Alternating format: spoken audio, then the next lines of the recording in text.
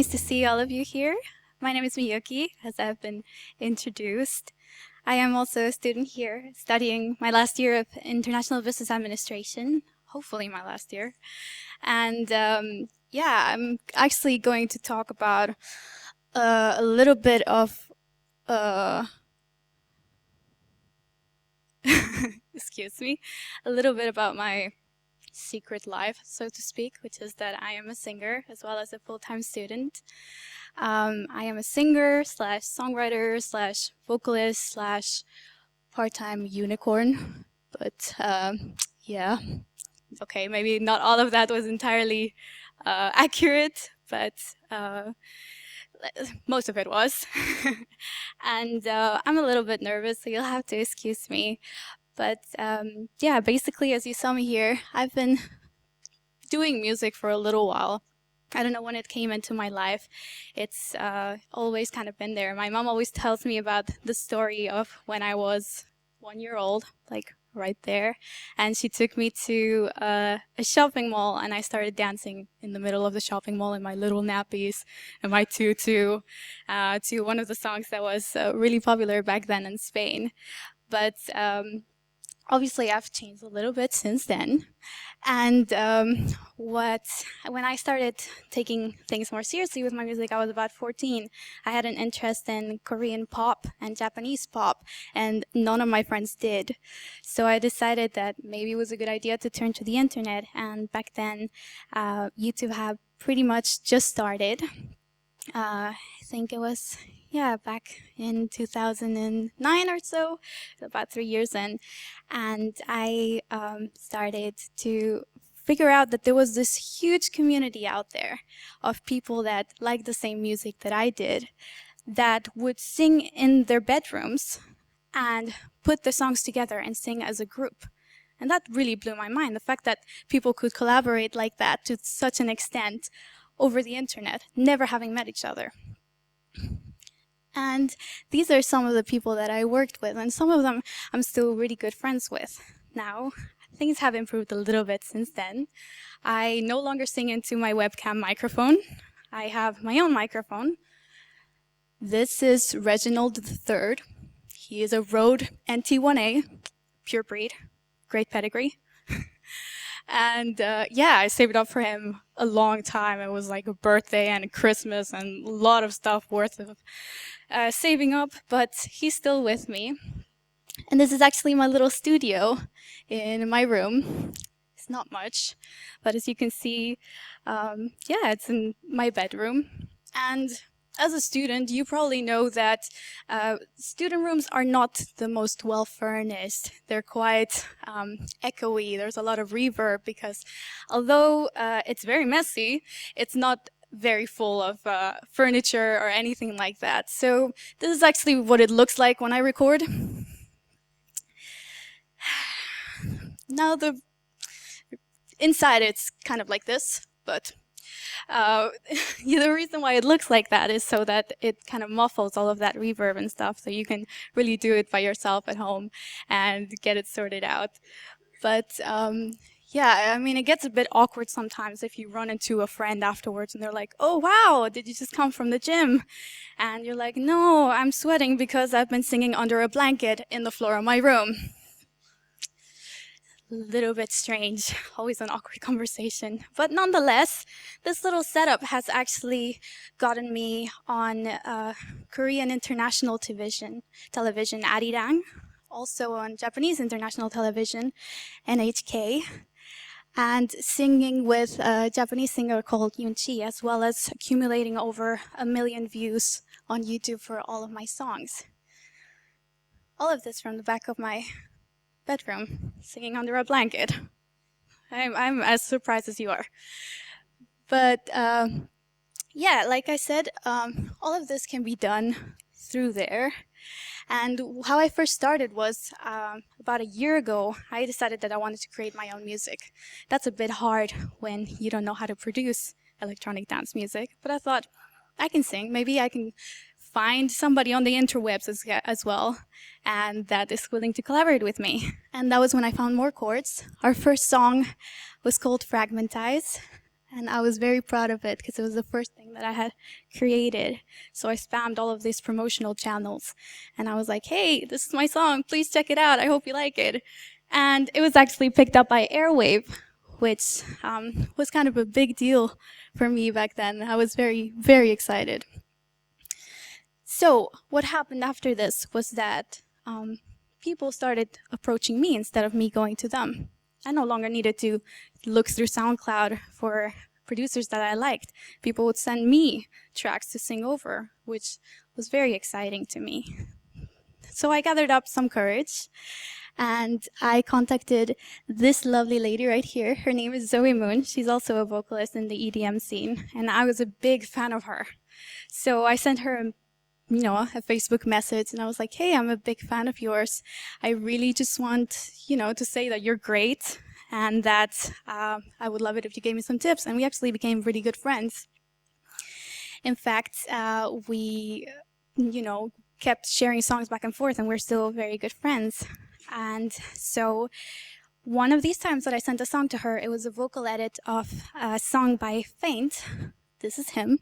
He is a great drum and bass producer whom I really like, and he's one of the people that got me into electronic dance music.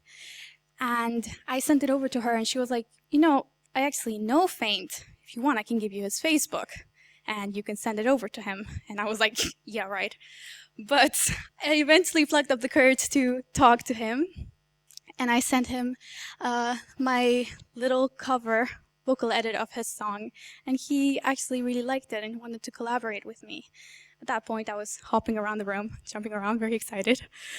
But yeah, we collaborated. So he sent the song over, and I worked on it, and I sent it back, and then I didn't hear anything for a few days. And when he got back to me, he said, we're actually going to be releasing this track on Monstercat.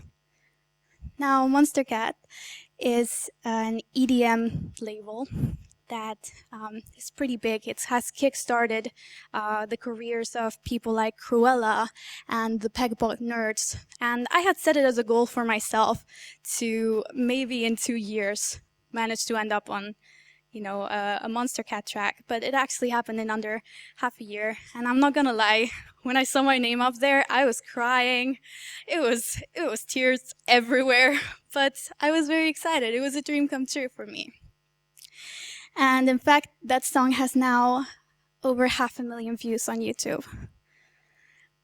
So apart from all of that sounds like boasting, what I'm making a point here is that really there's no excuse not to do what you love anymore. I am a student, like most of you here are, I'm guessing. But if it's not studying, it's going to be work. And if it's not work, it's chores, or it's family, or you don't have the right equipment, or you don't have enough courage to do things. There's always going to be a reason not to do it. But the truth is that right now, there's a platform set up, such as this, which is a collaborative community for vocalists, which unites us with producers who may want to work. They can pick and choose who they think would suit their song best. I'm proud to be part of that. There's also SoundCloud, which as of yesterday, I found out that you can actually monetize tracks soon enough, just like YouTube. There's also Patreon. Patreon has grown a lot in popularity this past year because it enables people to directly support your craft and your passion and give you money for everything that you put out. So there's no really a reason to be a starving artist anymore. That concept is done. If you put enough dedication and passion and work into it, everything can happen. And so what I would like to say is that although it seems like it may be a lot of work, not sharing and not being creative and not allowing yourself to put your ideas out there, it's actually being selfish for yourself, because that song that you may not have posted out to your friends may have actually really meant something to someone who was having a really rough day, and they were not alone. They felt like they weren't alone. That photograph that you didn't post, that love of photography that you have, captured this incredible moment of beauty that everybody will be able to see now. and that nobody would have captured otherwise. But it doesn't have to be just, art or music or singing, even in just things such as math or science, entrepreneurship. I mean, Steve Jobs really changed our lives when he introduced the iPhone, and without trying to chase after an idea that he had, Alexander Fleming would have never discovered penicillin, which we still use nowadays and completely changed our lives. So the most important lesson to take, I think, from all this rambling that I'm doing is that it's important to be creative and let that creative spark ignite, but it's also just as important to share it and learn from other people who are doing the same thing as you, collaborate on things, and really bring an idea to life, because that still blows my mind that you don't even have to be in the same room as somebody else to have the love of whatever you're doing transpire and pass on to anybody with an internet connection, pretty much. So, without further ado, I've talked a lot about singing. I figured I should do some of it. So I will be singing a song.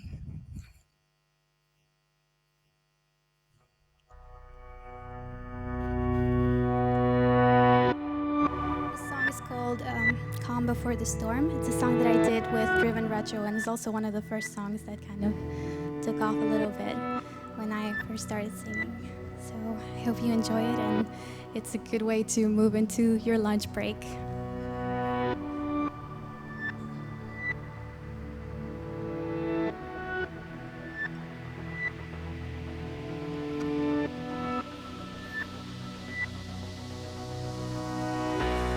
It's been a while since you've been heard. Why don't you say what's on your mind? Why don't you say what's on your mind? Why don't you say what's on your mind? You've grown comfortable in life, content continuing to survive. Why don't you say what's on your mind? Why don't you say? So bottle up this anger that you brew inside and take it out on those that stood right by your side. You've done it all before.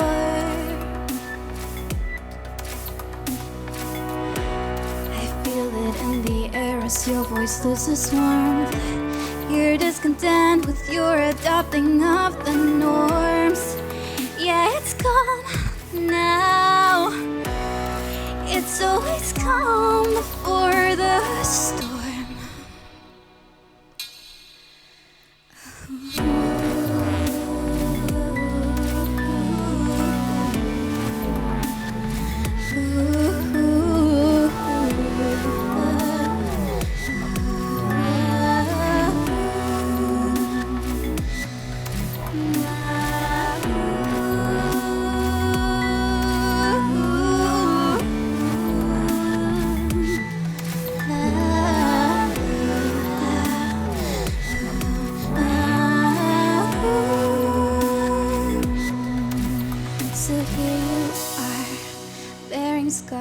Of your own making, you'll just clobber your spirit's aching. You will dig till the hole is deep enough. So push to your heart's content. I can't take what your soul has spent. Little child, no hole will ever be deep enough, deep enough. So bottle up this anger that you brew inside and take it out on those that stood right by your side. You've done it all before.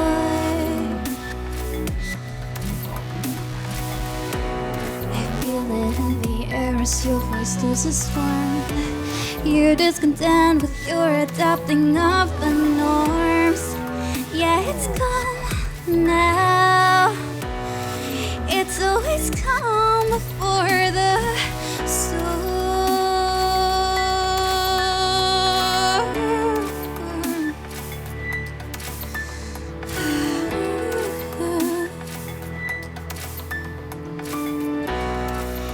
clouds always come before the storm.